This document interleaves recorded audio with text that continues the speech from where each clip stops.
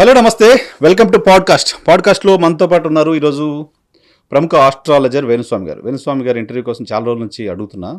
So Venu Swamy గతంలో political పంచాంగాలు, political predictions ఏ స్థాయిలో తెలుగు రాష్ట్రాల్లో కాంట్రవర్సీ అయ్యి చూసాం. ఆ తర్వాత కూడా వేణుస్వామి పదే పదే జాతకాలతో సంబంధం లేకుండా కాంట్రవర్సీలతోటే కాపురం చేస్తూ వస్తున్నారు ఆయన. ఈ మధ్య 2026 ఎలా ఉండబోతుంది అనే దానికి సంబంధించి చాలా ఇంటర్వ్యూస్ చూస్తూ ఉన్నా. దాంతోపాటు తెలుగు రాష్ట్రాల్లో, ప్రధానంగా భారతదేశంలో కూడా ఈ మధ్య జ్యోతిష్యాన్ని నమ్మే వాళ్ళ సంఖ్య పెరిగిపోయింది. జ్యోతిష్యాన్ని ఒక శాస్త్రంగా యూనివర్సిటీస్ కూడా నమ్మి కోర్సెస్ని ఏర్పాటు చేస్తున్న పరిస్థితిని కూడా చూస్తున్నాం. సో జ్యోతిష్యం కేవలం భవిష్యత్తు ఎలా ఉంటుంది, సంపాదన, వీటికే సంబంధించిందా, ఇంకా మనిషికి సంబంధించిన మిగతా విషయాలతో కూడా జ్యోతిష్యానికి సంబంధం ఉంటుందా? లైక్ మనిషికి వచ్చే రోగాలకు సంబంధించి, మనిషికి వచ్చే ఎడ్యుకేషన్కి సంబంధించి, వ్యాపారానికి సంబంధించి, మిగతా అన్నిటికి కూడా ఎలా రిలేషన్ ఉంటుంది అనేది వేణుస్వామి ఏదో ఇంట్రెస్టింగ్ విషయాలు చెప్తున్నారు. ఈరోజు అవి మాట్లాడుకుందాం. సార్ నమస్తే. నమస్తే అండి. ఓం నమో వెంకటేశాయ. వెంకటాది సంస్థానం బ్రహ్మాండే నాస్తికించిన వెంకటేశ సముదేవో నా భూతో నా భవిష్యతి. ఫైనల్గా దొరికారు మీరు నాకు. ఫైనల్గా దొరికానా? Okay, get ready. చూసుకుందామా? మీ పతాపము నా పతాపము చూసుకుందాం.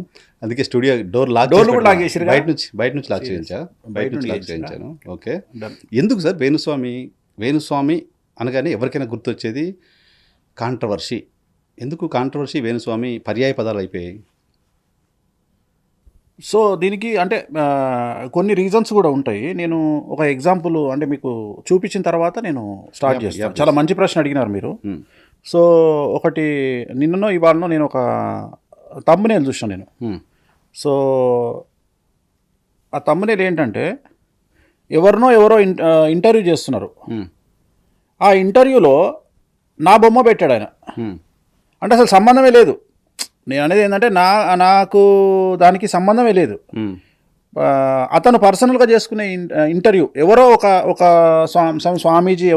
స్వామీజీ ఇంటర్వ్యూ చేస్తున్నాడు. ఆ ఇంటర్వ్యూకు నా థంబ్నెయిల్ పెట్టారు. యోని పూజలు లేవు, అలా చేయడం తప్పు, 2026 రాశి ఫలాలు. ఇక్కడ వేణుస్వామి బొమ్మ, ఇక్కడ ఇది వేణుస్వామి బొమ్మ. ఓకే. సో వాళ్లకు సంబంధించి అసలు నా ఇష్యూ ఇప్పుడు ఈ ఇంటర్వ్యూకి నాకేమైనా సంబంధం ఉందా? లేదు. సో ఇక్కడ ఏ లెవెల్కి వెళ్ళిపోయిందంటే వేణుస్వామి బొమ్మ పెడితే కనీసం ఒక 30,000 40,000 చూస్తారు. ఇది Venu Swamy brand. So saleability. Exactly. మిమ్మల్ని అమ్ముకోవచ్చు, నన్ను అమ్ముకోవచ్చు, మీ పేరు చెప్పి నన్ను అమ్ముకోవచ్చు. ఉదాహరణ నేను ఒక ఎగ్జాంపుల్ చెప్తా. నా మీద కాంట్రవర్సీ చేసి ఇప్పుడు మీరున్నారు. ఉదాహరణ మీరు నన్ను కాంట్రవర్సీ చేసి ఒక ఎగ్జాంపుల్ ఒక 30 వీడియోలు పెట్టారు అనుకుందాం. ఒక్కొక్క వీడియో 10 లక్షల నుండి 20 లక్షలు పోయింది, నన్ను కాంట్రవర్సీ చేసిన వీడియో. కానీ మీరు ఒక వ్యక్తికి ఇంటర్వ్యూ ఇచ్చినారు, మీ జీవిత ఆశయాలను మొత్తం చెప్తూ వైఎన్ఆర్ గారు నేను ఇది అని 5,000 చూశారు. అది వేణుస్వామికి ఉన్న లెవెల్. ఓకే. సో మీ గురించి మాట్లాడితే నెగిటివ్గానో పాజిటివ్గానో? పాజిటివ్గా మాట్లాడితే ఎవడు చూడడు. సో పబ్లిక్, తెలుగు రాష్ట్రాల పబ్లిక్ ఆల్రెడీ చాలా ఎక్కడికో వెళ్ళిపోయారు.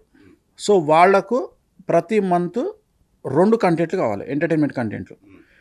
ఎవడనేది వాళ్ళకి అనవసరం. ఏదో 2 కంటెంట్లు 15 రోజులకు ఒకటి కావాలి. కాకపోతే దాంట్లో అడల్ట్ కంటెంట్ ఉన్నా పర్లేదు, ఏది ఉన్నా పర్లేదు. So they enjoy.